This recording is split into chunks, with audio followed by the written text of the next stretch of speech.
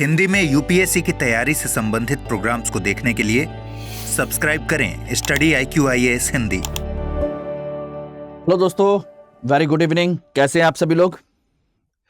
दोस्तों, आज हम लोग बात करने चल रहे हैं कला संस्कृति के अंतर्गत मूर्ति कला के बारे में। तो आज हम लोग प्रॉपर तरीके से मूर्ति कला का जो भारतीय कला संस्कृति के क्षेत्र में जो विकास हुआ है उसके संदर्भ में हम लोग विस्तृत चर्चा करेंगे। तो सभी लोगों का बहुत बहुत स्वागत है। मैं मनोज कुमार आपके अपने channel study IQ IAS Hindi पर स्वागत करता हूं और उम्मीद करता हूं कि आप लोग इस क्लास को एंजॉय कर रहे हैं और सभी आपकी जो रिक्वायरमेंट हैं नो डाउट वो फुलफिल हो रही होंगी। ऐसी मैं उम्मीद करता हूं, क्योंकि मैं आप लोगों को जो कराने की कोशिश कर रहा हूं वो यही है कि आपको इधर उधर कहीं भटकने की आवश्यकता ना पड़े, बल्कि इस क्लास से ही आपके सारे क्वेश्चन प्री के, मेंस के, स्टेट के, यूपीएससी के सभी क्वेश्चन सॉल्व हो सके। ठीक है ना? तो आज का जो टॉपिक स्थापत्य कला के बाद में आज हम लोग बात कर रहे हैं मूर्ति कला के बारे में। भारत में मूर्ति कला, वैसे देखा जाए तो दोस्तों मूर्ति कला कला संस्कृति का एक बहुत ही महत्वपूर्ण भाग है, खासकर दृश्य विधा है। जैसा कि हम लोगों ने स्टार्टिंग में डिस्कस किया था कि कला संस्कृति के खासकर कला के दो रूप होते हैं, एक दृश्य और एक निष्पादन कला। तो दृश्य कला में स्थापत्य कला के बाद मूर्ति कला का बहुत ही महत्वपूर्ण योगदान है। और मूर्ति कला का कंसेप्ट जो है दोस्तों, ध्यान रखिएगा, पाषाण काल से लेकर के आधुनिक काल तक यानी अभी तक चला आ रहा है। काफी विस्तृत तौर पर, यानी कि बिल्कुल पाषाण काल से, जब से मनुष्य ने अपने कहा जाए कि बुद्धि का इस्तेमाल करके अपनी गतिविधियां शुरू की थी, यानी कि कह सकते हैं बुद्धिमान मनुष्य की प्रकृति जब शुरू हुई थी तभी से मूर्ति कला की परंपरा शुरू हो गई। वो अलग बात है कि उसने अलग अलग कालखंडों में अलग अलग तरीके से मूर्तियों का निर्माण किया, अलग अलग उद्देश्यों से मूर्तियों का निर्माण किया। तो आज उन सभी चीज़ों के बारे में हम लोग चर्चा करेंगे कि किस तरीके से मूर्ति कला का भारत में विकास हुआ, क्यों हुआ और क्या क्या हुआ। ठीक है ना? सबसे पहले तो मैं आप लोगों को एक छोटी सी इन्फॉर्मेशन है, छोटी नहीं बल्कि एक महत्वपूर्ण इन्फॉर्मेशन है, वो आपको मैं दे देता हूं। उसके बाद हम लोग आगे चर्चा करते हैं। आप लोगों का मार्च का दूसरा बैच अभी स्टार्ट हो रहा है और ये बैच दोस्तों 20 मार्च से स्टार्ट हो रहा है, सुबह 8 बजे से, मॉर्निंग बैच। ठीक है? यानी कि दूसरा बैच है 2025 और 2026 को टारगेट करते हुए हिंदी का बैच है। इसके अलावा बाइलिंगुअल और इंग्लिश मीडियम में बैच भी लेना चाहें तो आप ज्वाइन कर सकते हैं। दोस्तों इसकी जो फीस है वो 70,000 रुपये रखी गई थी, लेकिन अभी कंडीशन ये है कि आपके लिए मात्र 23,999, यानी कि इसमें भी 1,000 रुपये कम कर दिया गया है। अभी तक जो फीस थी वो 24,999 थी, अब इसको भी कम कर दिया गया है, मात्र 23,999। लेकिन ये तभी मिलेगा जब आप MK लाइव कोड यूज करेंगे, यानी कि MK लाइव कोड यूज करने के बाद आराम से आपको इतना डिस्काउंट पर पूरा कोर्स मिल जाएगा। पूरा 2 साल का कोर्स है, यानी कि लगभग देखा जाए तो एवरेजन 1,000 रुपये के आसपास आपका खर्चा पड़ता है पूरी क्लास का, जिसमें आप लोगों को रेगुलर क्लासेस, क्लास नोट्स, ठीक है ना, मेंटर्स, आपको पर्सनल मेंटर्स मिलते हैं, CSET की, करंट अफेयर्स की सारी क्लासेस मिलती हैं, प्री मेंस इंटरव्यू, सभी तरह की आपके जो एग्जाम्स होते हैं उन सभी के लिए प्रॉपर क्लासेस आपको मिलती हैं। ठीक है ना? ये सारी चीज़ें हैं। और सबसे बड़ी चीज़ है कि इसके लिए जो क्लास का कंसेप्ट रखा गया है वो 4 स्टेज में रखा गया है, जिससे कि आप लोग प्रॉपर तरीके से रिजल्ट निकाल सकें, ना कि कोर्स खत्म कर सकें। तो स्टडी IQ आप लोगों के लिए कोर्स खत्म ना करने का बल्कि सिलेक्शन के लिए तैयार करने का एक प्रोग्राम लॉन्च किया है, जिसमें 4 स्टेज में आप लोगों की प्रिपरेशन कंप्लीट होती है। सबसे पहले आपका प्री कम मेंस के हिसाब से आपका फाउंडेशन पूरा तैयार किया जाएगा, लगभग 13 महीने का कोर्स है। उसके बाद में आप देखेंगे तो प्री का अलग से सेपरेट 4 से 5 महीने का कोर्स आपका प्री का है।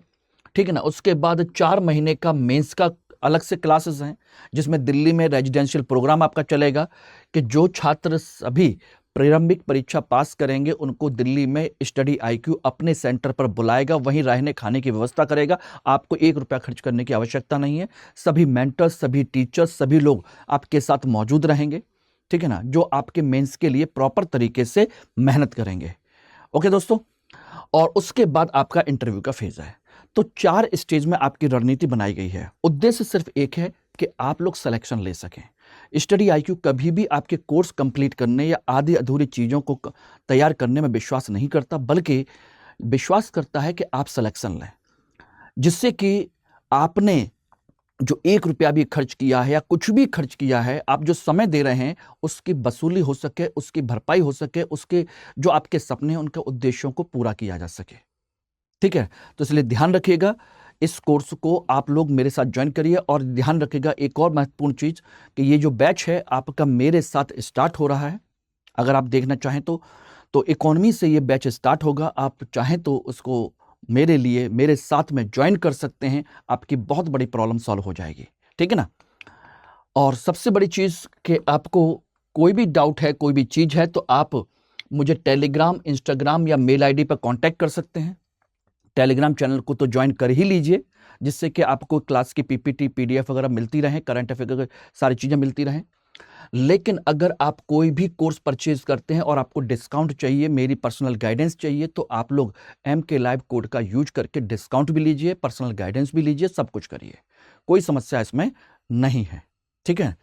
तो इस बात को ध्यान रखिएगा, ये मेरा टेलीग्राम का बार कोड है, इसके थ्रू भी आप मुझसे ज्वाइन कर सकते हैं, लेकिन MK लाइव कोड इस्तेमाल करना मत भूलिएगा। बात कर रहे थे मूर्ति कला के बारे में। तो भारत में मूर्ति कला, मैंने पहले कहा कि मूर्ति कला भारतीय कला संस्कृति का एक महत्वपूर्ण भाग है। मूर्ति कला जो है, ध्यान रखना कि कई सारी चीज़ों के बारे में हमको ऐतिहासिक कहा जाए कि साक्ष्य भी प्रस्तुत करती है। ध्यान रखेंगे तो यहाँ पर मूर्ति कला यानी कि पुरातात्विक साक्ष्य का एक महत्वपूर्ण भाग भी है।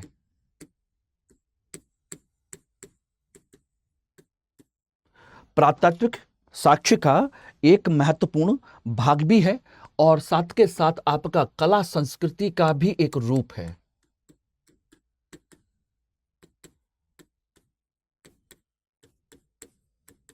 एक भाग यानी कि दोनों चीजों से जुड़ा हुआ है, यानी कला संस्कृति का भी भाग है और ऐतिहासिक दृष्टिकोण से एक महत्वपूर्ण पुरातात्विक साक्ष्य भी है।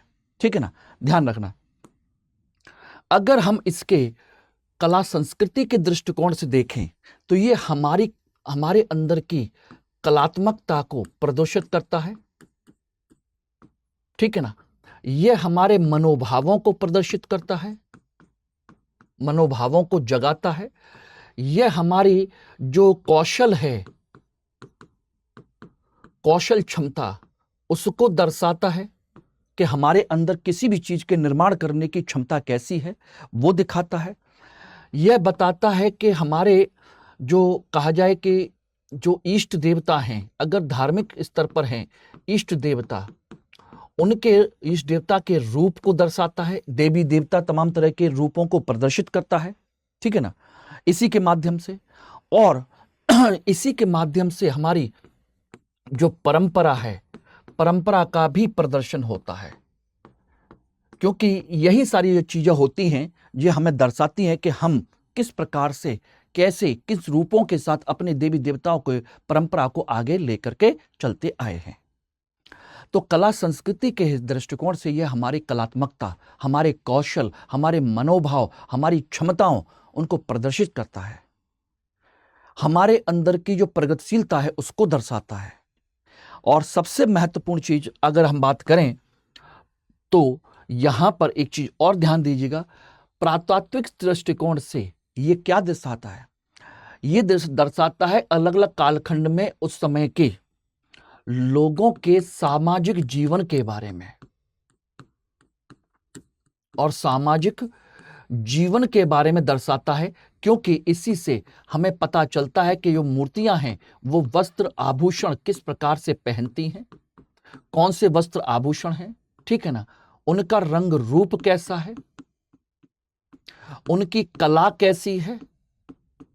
ठीक है ना? लो समय के लोगों की कला, रंग रूप, उनके वस्त्र आभूषण, ठीक है ना, ये पता चलता है। दूसरा इसी से पता चलता है, लोगों के संदर्भ में अगर बात किया जाए तो इसी से हम देखें तो इससे एक चीज और पता चलती है, लोगों की धार्मिक प्रवृत्ति के बारे में जानकारी मिलती है। इसी से लोगों की धार्मिक प्रवृत्ति के बारे में कि वह किस देवी देवता को पूजते हैं, कैसे पूजते हैं, किस तरीके से पूजते हैं। यानी कि देवी देवता जो हैं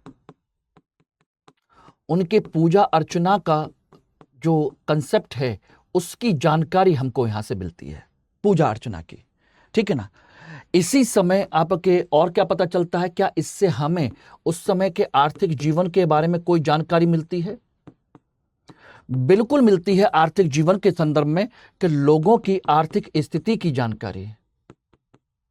क्योंकि सिंपल सी चीज है कि लोगों की आर्थिक स्थिति अच्छी होगी तो वस्त्र आभूषण भी उनके अच्छे होंगे, लोगों का पहनना ओढ़ना ये सब भी अच्छा होगा और उसी हिसाब से मूर्तियां बनेंगी। खासकर उस समय उनके इसी से वस्त्र आभूषण से पहचान होती है और उनके सोने चांदी की धातुओं से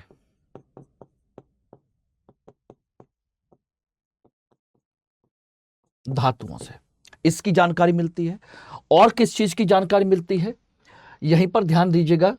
तो यहां से हमको जानकारी मिलती है उस समय के लोगों की वैज्ञानिक क्षमता की जानकारी मिलती है। वैज्ञानिक क्षमता में खासकर धातु मुद्रा के बारे में, धातु जो विज्ञान है उसके बारे में। ठीक है ना। क्योंकि धातुओं को गलाना, धातुओं को मिलाना, धातुओं का क्या कहते हैं रूप प्रदर्शित करना, यह सब कैसे पॉसिबल हो पाएगा अगर वो धातु विज्ञान की उनको जानकारी नहीं है तो। ठीक है ना। किसी भी कालखंड में हो, सभी कालखंडों की जानकारी हमको इसके माध्यम से मिलती है। तो सामाजिक स्तर पर, धार्मिक स्तर पर, थोड़ा बहुत आर्थिक स्तर पर और वैज्ञानिक स्तर पर, राजनीतिक स्तर पर भी इसकी जानकारी हमको मिल जाती है। जब हमको पता चलता है राजनीतिक स्तर पर थोड़ी सी जानकारी, जब आपके राजा महाराजाओं की मूर्तियां राजा महाराजा की मूर्तियों से इनकी राजनीतिक स्तर की भी जानकारी मिलती है, लेकिन विस्तृत जानकारी नहीं मिलती। तो कुल मिलाकर के हम कह सकते हैं कि मूर्ति कला आपके कला संस्कृति के साथ साथ पुरातात्विक साक्ष्य का भी एक बहुत ही महत्वपूर्ण भाग है, जो कि हमारे इतिहास के सभी पक्षों को, सभी कालखंडों की जानकारी प्रदर्शित करता है, चाहे सामाजिक हो, आर्थिक हो, राजनीतिक हो, धार्मिक हो, वैज्ञानिक हो, सभी पक्षों की जानकारी हमको देता है। और कला संस्कृति तो अपने आप में है ही। ठीक है ना। तो ध्यान रखिएगा। अब यहां पर हम बात करें कि कला संस्कृति के संदर्भ में मूर्ति कला की विशेषताओं के बारे में, तो ध्यान रखिएगा मूर्ति कला की मूलभूत विशेषताएं हम लोग ध्यान रखना 4 चीजों पर चर्चा करेंगे। एक, निर्माण सामग्री के आधार पर कि आखिर मूर्तियां कब कब कैसे कैसे किस सामग्री पर आधारित बनी है, कैसे बनी है, किस तरीके से बनी है। दूसरा, वह मूर्तियां धार्मिक हैं या गैर धार्मिक हैं। तीसरा, मूर्तियां उत्तर और दक्षिण भारत में कैसे कैसे विकसित हुई, कब किस कालखंड में विकसित हुई, और भारत का मूर्ति कला में का जो विकास हुआ है भारत में, वो कब कब और कैसे कैसे हुआ है। इन 4 चीजों के संदर्भ में हम मूर्ति कला की विशेषताओं और उनके बारे में जानकारी करने की कोशिश करेंगे। Everybody, is it clear? ठीक है। तो चलिए एक एक करके हम लोग चर्चा करते हैं। सबसे पहले बात करते हैं निर्माण सामग्री के आधार पर मूर्ति कला। ध्यान रखना। तो दोस्तों एक चीज ध्यान रखना, पूरे भारत में, संपूर्ण भारतीय इतिहास में उसके अलग अलग कालखंडों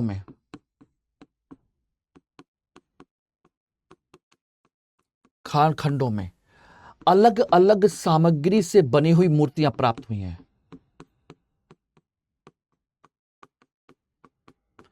अलग अलग सामग्री से बनी मूर्तियां प्राप्त हुई हैं,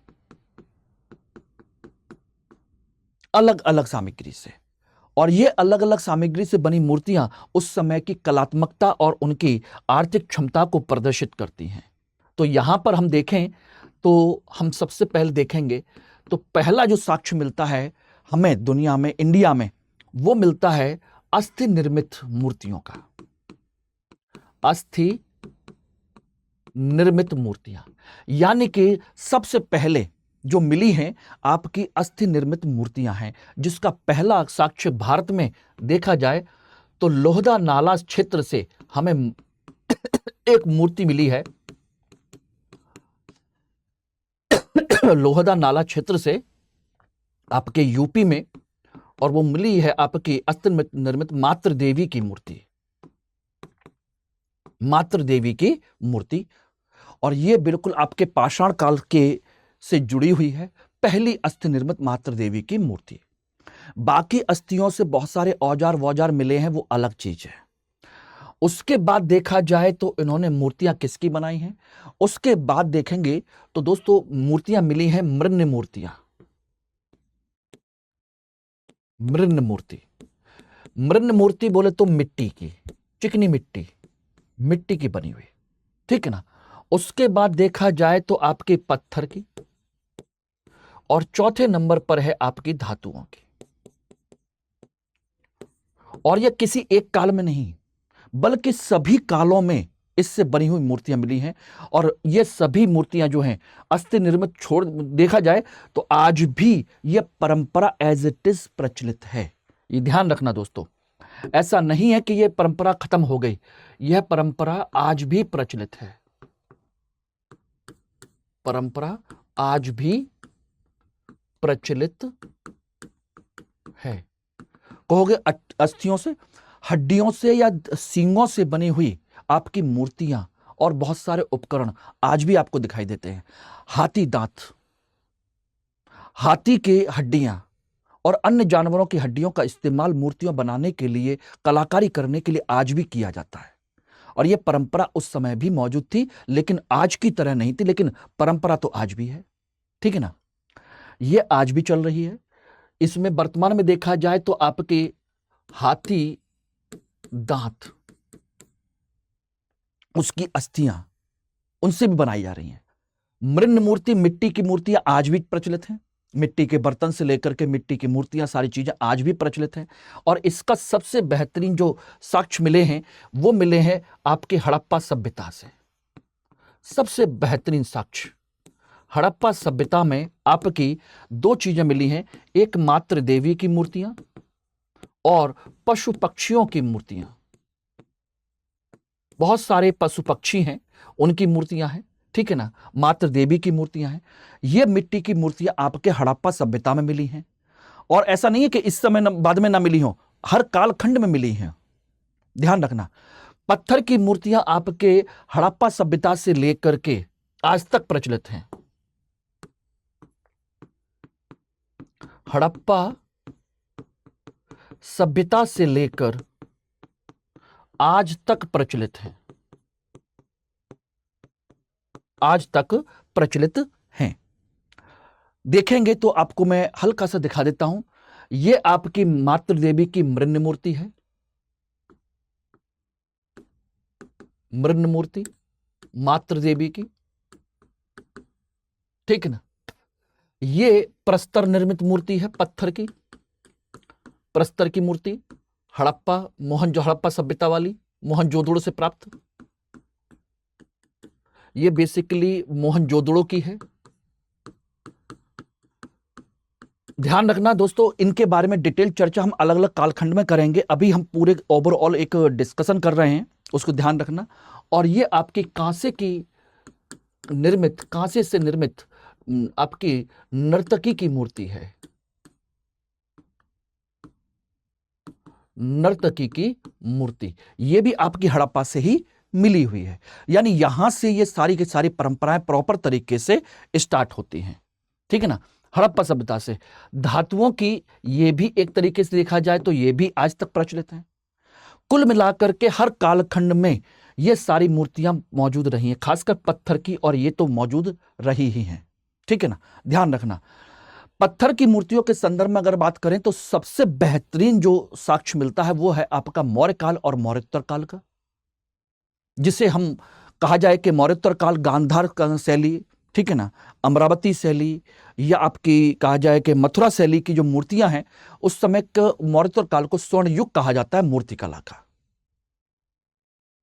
स्वर्ण युग, मूर्तिकला का स्वर्ण युग कहते हैं, जिस समय आपकी पत्थर की मूर्तियां बनी हैं। मौर्योत्तर काल मूर्तिकला का स्वर्ण युग माना जाता है।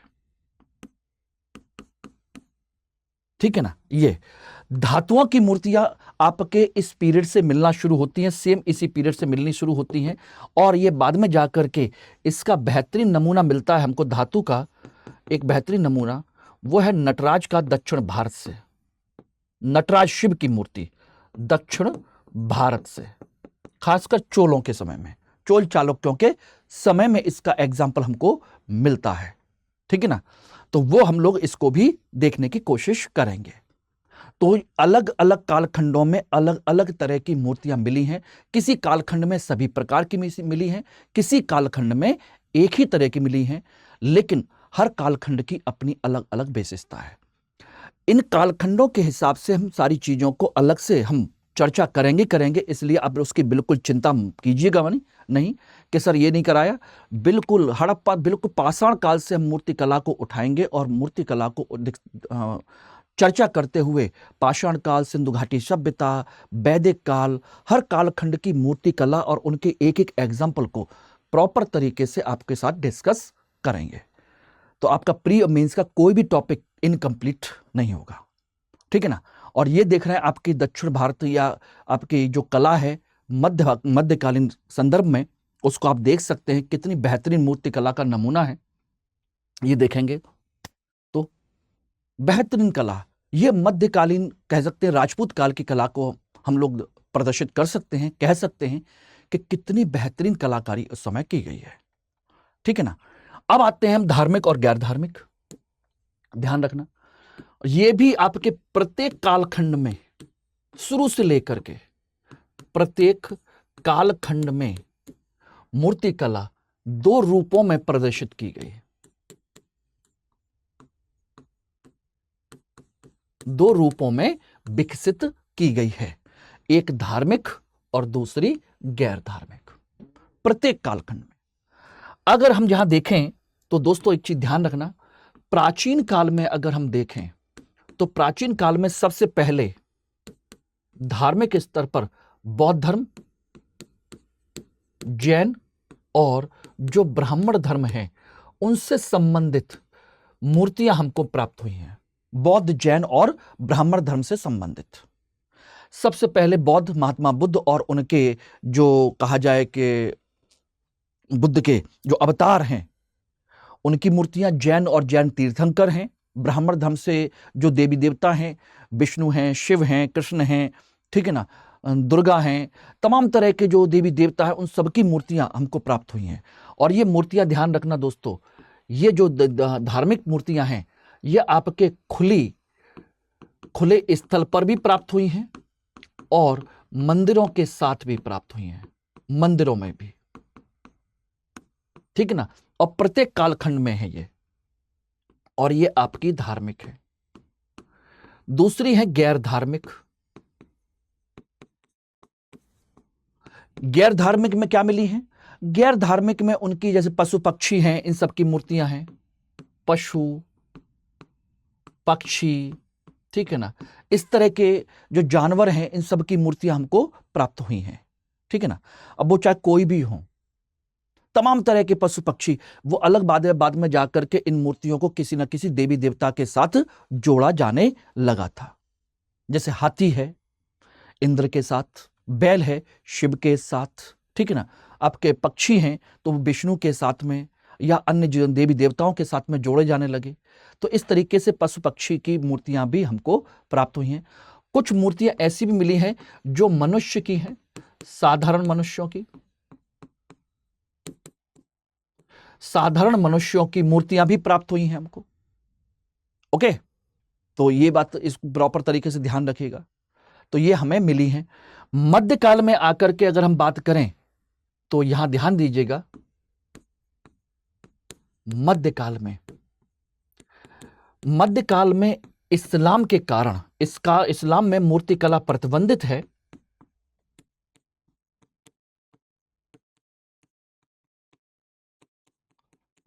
है। इसीलिए उत्तर भारत में, मध्यकाल में उत्तर भारत में मूर्तिकला का विकास नहीं हुआ।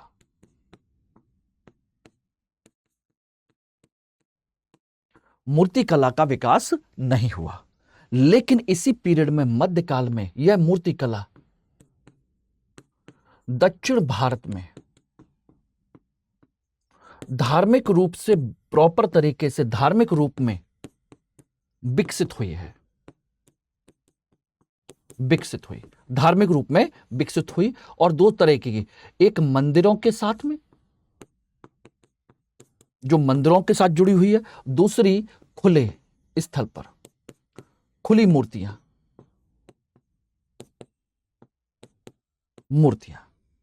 ये आपके मध्यकाल में विकसित हुई हैं, ठीक है ना। दक्षिण में चोल, चालुक्य, राष्ट्रकूट, ठीक है ना, पांड्या, इन शासकों ने इन मूर्तियों का निर्माण करवाया था।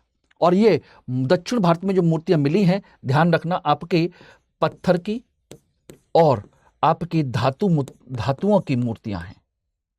पत्थर और धातुओं की मूर्तियां मुख्य तौर पर पाई गई हैं, ठीक है ना। इनके बारे में अगर आप देखेंगे तो आराम से मैं आपको दिखा भी दूंगा, बता भी दूंगा, उसके आप टेंशन मत लीजिएगा। एक तीसरी प्रकार की मूर्तियां और भी हैं, जिन्हें हम कह सकते हैं कि आधुनिक काल में भी आपकी मूर्तियां प्राप्त हुई हैं। आधुनिक काल में, आधुनिक काल में जो मूर्ति कला है वो यूरोपीय प्रभाव ज्यादा है। यूरोपीय प्रभाव ज्यादा है, यथार्थवादी मूर्तियां हैं, वादी मूर्तियां, और मूर्तियां, ये धार्मिक मूर्तियां कम हैं। मूर्तियां कम और गैर धार्मिक ज्यादा है। ध्यान रखना, गैर धार्मिक ज्यादा है। और ये आपके देखा होगा कि मैंने पिछली क्लास में आप लोगों को एक विक्टोरिया मेमोरियल के बारे में चर्चा की थी, मैंने स्थापत्य कला कलकत्ता वाले, उसमें आप सबसे टॉप पर देखेंगे तो एक मूर्ति विकसित की गई है। विक्टोरिया मेमोरियल के बाहर भी कई सारी मूर्तियां विकसित की गई हैं।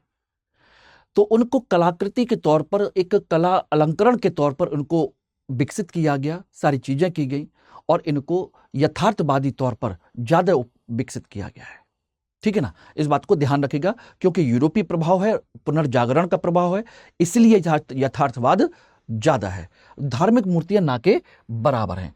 इनमें मैं अगर आपको इसका एग्जाम्पल दिखाऊं तो आप लोग आराम से इसका एग्जाम्पल देख सकते हैं। ये रहे आधुनिक भारत में मूर्ति कला, ये आपके सामने है। ये देखेंगे तो ये आपके शांति निकेतन में रखी हुई मूर्तियां हैं। शांति निकेतन बंगाल में, और इनके जो कलाकार हैं उनका नाम है राम किंकर बैस। उस समय के बहुत बड़े कलाकार माने जाते हैं राम किंकर बैस। उनकी बनाई हुई मूर्तियां आज भी वहां मौजूद हैं। और ये जो मूर्ति है, ये एक संथाल परिवार का पलायन के रूप में दिखाई गई है। संथाल परिवार का पलायन, कि एक जगह से दूसरी जगह कैसे जा रहे हैं, सामान लटका हुआ है, सारी चीजें हैं, कुत्ता साथ में चल रहा है, उसी तरह के दिखाने की कोशिश की गई है एक संथाल परिवार को। ये एक अलग रूप में दिखाई गई है। तो जब हम आधुनिक कला के संदर्भ में चर्चा करेंगे, आधुनिक मूर्ति कला के संदर्भ में, उस समय और ज्यादा डिटेल में इसके बारे में चर्चा करेंगे। यहां मैंने केवल आपको सिर्फ इसके बारे में हल्का सा चर्चा करने की कोशिश मैंने की है, ठीक है ना। तो आधुनिक काल में भी मूर्ति कला विकसित हुई है, लेकिन इसका जो मुख्य केंद्र था, ध्यान रखना, मुख्य केंद्र वो बंगाल था। और बंगाल क्यों? क्योंकि यह राष्ट्रवाद का केंद्र था। राष्ट्रवाद का केंद्र था। यहीं पर आपकी कला, संस्कृति, तमाम सारी चीजों का विकास हुआ था। तो यहां पर भी अलग अलग पीरियड में ये सारी चीजें विकसित हुई हैं। अब बात आती है तीसरी, उत्तर और दक्षिण की। ध्यान रखना, उत्तर और दक्षिण में मूर्ति कला जो है, यहां पर ध्यान रख दीजिएगा। आपको बता दें तो यहां एक सबसे महत्वपूर्ण चीज है कि ये जो परंपरा विकसित हुई, ये मध्यकाल के में आपके कहा जाए कि मुस्लिमों के आक्रमण के बाद और ज्यादा विकसित हुई। आक्रमण के बाद में, क्योंकि इस्लाम में मूर्ति कला प्रतिबंधित है। मूर्ति भंजक इस्लाम के लोगों को माना जाता है कि ये मूर्तियों को तोड़ने वाले हैं, मूर्तियों में बिल्कुल विश्वास नहीं करते, उसको बिल्कुल नहीं मानते हैं, ठीक है ना। इसलिए इस समय उत्तर भारत में जब इस्लाम का प्रभाव बन गया, मुस्लिम संस्कृति विकसित हो गई, तो ये कला भी बहुत कम स्तर पर ही रह गई। थोड़ी बहुत जो कला संस्कृति बनती रही तो ग्रामीण क्षेत्र में या कुछ एक लोग अपने, कहा जाए कि राजपूताना के क्षेत्र में थोड़ी बहुत विकसित करते रहे, वही मंदिरों तक सीमित रही। बस इसके अलावा स्वतंत्र रूप से इसका विकास नहीं हुआ। लेकिन इसी समय में यह कला मध्यकाल में दक्षिण भारत में पूरी तरह विकसित हुई, पूरी तरह विकसित हुई। विशेषकर चोल, चालुक्य, पल्लव, राष्ट्रकूट आदि, इन सभी ने इस कला को दक्षिण भारत में विकसित किया था। और यह कला मैंने आपको अभी जस्ट बताया कि आपके मंदिरों और स्वतंत्र रूप से, दोनों तरीके से यह विकसित हुई है, स्वतंत्र रूप में भी और मंदिरों में भी। मंदिर में आपके चाहे जैन मंदिर हो, चाहे आपके कहा जाए कि हिंदू मंदिर हो, उन सभी में मूर्तिकला का बहुत बेहतरीन विकास हुआ है, बहुत बेहतरीन। अब आप देखना चाहेंगे तो आप देख सकते हैं, ये रही आपकी विजयनगर की, ये आपके कहा जाए कि का जो विकास है इसका उत्तर भारत में देखा जाए तो ये आपके गांधार कला का है और ये आपके मौर्य कला का है। उत्तर भारत में आपका प्राचीन काल में मौर्य काल, मौर्योत्तर काल और ये विजयनगर की अलग अलग समय की मूर्तिकला धातुओं की, इनको आप लोग अच्छे तरीके से देख सकते हैं, ठीक है ना। अब बात करते हैं कि मूर्तिकला का विकास। हालांकि मैं चर्चा कर चुका हूं कि मूर्तिकला का विकास प्राचीन काल में पाषाण काल से लेकर के आधुनिक काल तक चला आया है, लेकिन हमको पढ़ने के दृष्टिकोण से हम जो बात करेंगे वो इसी तरीके से बात करेंगे कि परंपरा जो है मूर्तिकला की प्राचीन काल से शुरू हुई, मध्यकाल में आई और मध्यकाल से होते हुए आपके कहां चली गई, आधुनिक काल में। और अलग अलग तकनीक के साथ में, अलग अलग परंपराओं के साथ में यह परंपरा बढ़ती रही, ठीक है ना। प्राचीन काल में देखेंगे तो प्राचीन काल में यह परंपरा जो है आपके पाषाण काल से शुरू होती है, ठीक। और पाषाण काल में अगर आप देखेंगे तो मैंने आपको बताया था आपकी लोहदा नाला वाली अस्थि निर्मित मूर्ति, ठीक है ना, अस्थि निर्मित मातृ देवी की मूर्ति वहां से मिलना शुरू होती है, पहली मूर्ति मिलती है ये। और उसके बाद सिंधु सभ्यता है, सिंधु सभ्यता, वैदिक काल या कह लीजिए महाजनपद, मौर्य काल या मौर्योत्तर काल,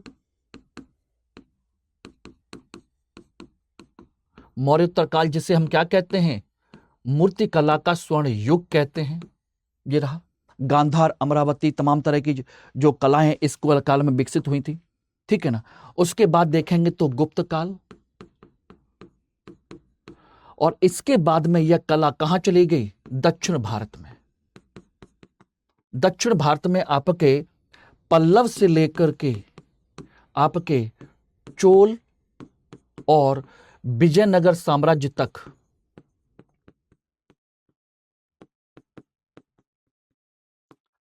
तक यह परंपरा चलती रही प्राचीन काल में, विजयनगर साम्राज्य तक। इनमें सबसे महत्वपूर्ण है ये रहा, और ये इसका सबसे बेहतरीन नमूना है जो आपको सामने दिखाई दे रहा है। महात्मा बुद्ध और उनके विभिन्न रूप, बोधिसत्व अवतार, ये सारी की सारी परंपराएं इस समय प्रचलित रही हैं, ठीक है ना। मध्यकाल में आएंगे तो मध्यकाल में मैंने पहले ही कहा कि मध्यकाल में जो मूर्तिकला है वो मूलतः दक्षिण भारत की रही है। दक्षिण भारत आपका चोल, चालुक्य, विजयनगर। और ये आपकी नटराज की धातु मूर्तियां हैं। ये सिर्फ आपको मैंने एग्जाम्पल बताए हैं कि किस किस रूप में, किस किस तरीके से प्राचीन तौर पर ये परंपराएं ये आपकी मौजूद रही हैं। ठीक है ना, ये ध्यान रखिएगा। कुल मिलाकर के ये मध्यकालीन परंपरा है। तो मध्यकाल में मूर्तिकला के बारे में अगर हम चर्चा करें तो केवल दक्षिण भारत के बारे में हमको चर्चा करनी पड़ेगी। बहुत ज्यादा नहीं, छोटा सा टॉपिक है, कवर हो आराम से हो जाता है। ठीक है ना। और आधुनिक काल में आपका ये है ही, आधुनिक काल में यूरोपीय प्रभाव जो मैंने अब आपको बताया था, यूरोपीय प्रभाव और केंद्र बंगाल। मुख्य व्यक्ति, मुख्य कलाकार रामकिंकर बैज। इनके बारे में और जो चीजें हैं हम आपसे आराम से उस समय डिस्कस करेंगे। तो ये यथार्थवादी कला जो है आपको यहां पर आपको दिखाई देगी। यथार्थवादी यानी कि ऐसी कला जो वास्तव में हमारे प्रभाव को, हमारे यथार्थ को प्रॉपर तरीके से दर्शाती है। ठीक है ना।